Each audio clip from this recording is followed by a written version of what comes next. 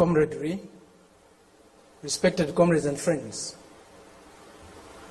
In a truly fair, free and peaceful world, democracy takes many forms of expression, not only one.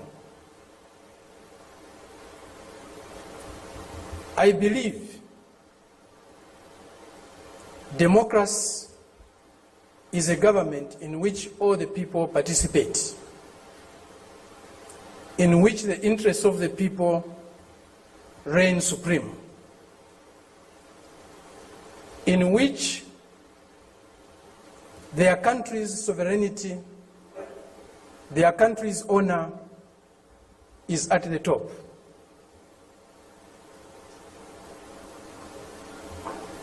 It seems this month is a month of democracy discourse in the world. At the end of this month, there will be a conference in Lusaka, or a summit in Lusaka, Zambia, my country, led by the United States. They have come to Southern Africa to teach us democracy. A country that was opposed to our liberation, a country that supported colonial regimes, the apartheid regime in South Africa, the white racist minority regime in Zimbabwe, now Rhodesia, now Zimbabwe, the Portuguese colonial governments in Mozambique, in Angola, in Guinea-Bissau, and Cape Verde, today is coming to Africa to teach us about democracy. A country that has toppled so many governments in Africa, that has led so many coups in Africa and other parts of the world, a country that has killed so many of our leaders in Africa and other parts of the world, the killers of Patrice Lumumba, those who toppled Kwame Nkrumah, those who killed Nasser, those who killed Muammar Gaddafi, today are coming to teach us about democracy. A country that has been built on brutal force, on enslavement of other human beings, on the humiliation of Africans, the exploitation of Africans, the plunder of Africa, today is coming to teach us about democracy.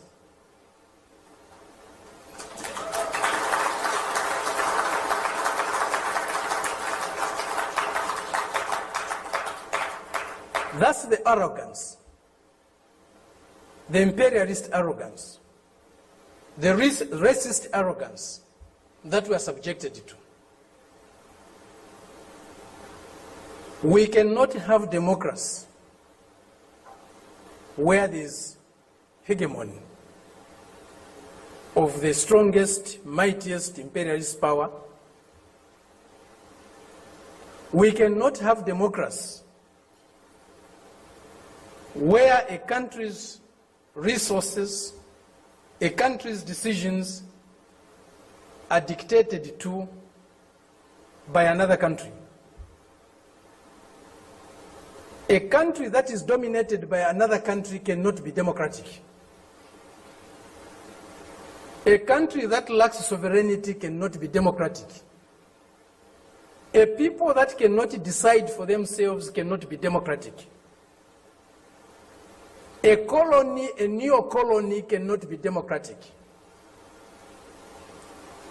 That's why today, even at the United Nations, membership is on the basis of sovereignty.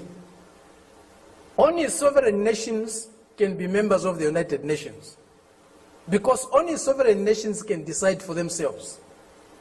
A colony cannot be a member of the United Nations. It's not by accident. It's not a mistake. If you have no respect for the dignity of others, If you have no respect for the sovereignty of other countries, you cannot claim to be a champion of democracy. They used to say, all roads lead to Rome. Today, we can confidently say, all roads to progress, all roads to what is better for humanity lead to Beijing.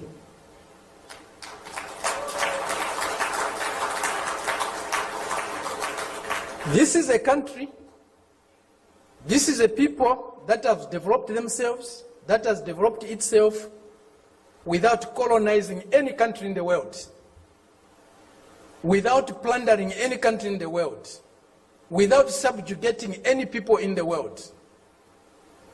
This is a country that is developing with maximum respect for others, for their history, for their cultures, and recognizes the diversity that is there in civilization.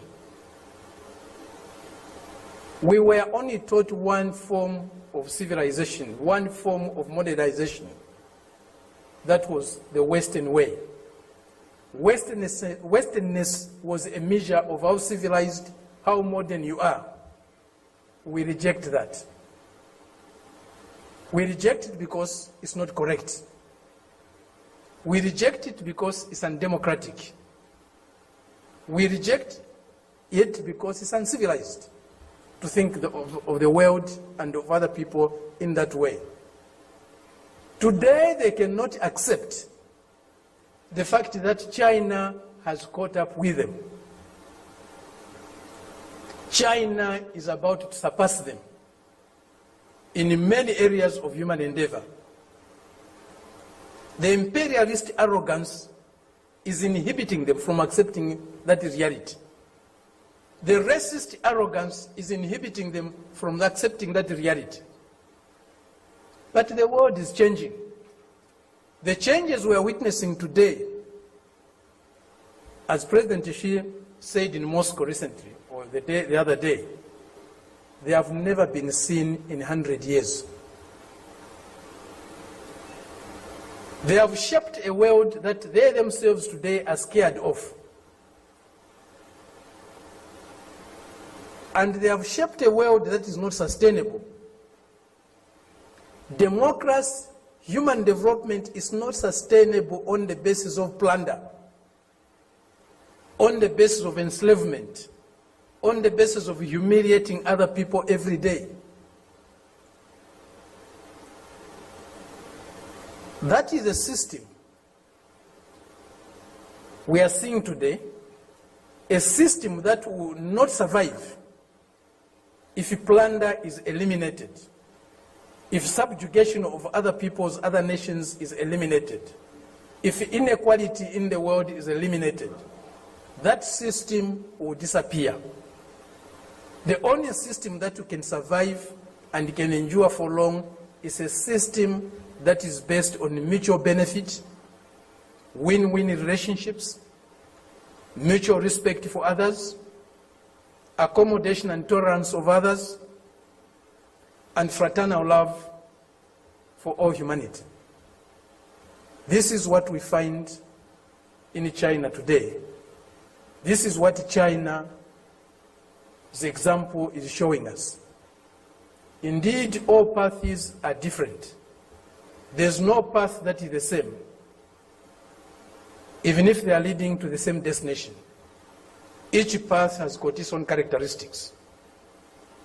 We are seeing that, we are learning that, we are experiencing that today with China.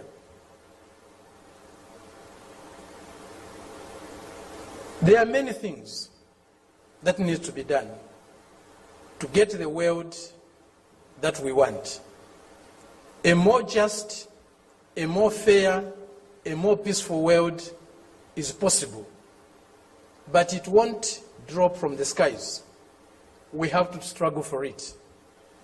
And as Fidel said, if we struggle, we'll win. Thank you very much.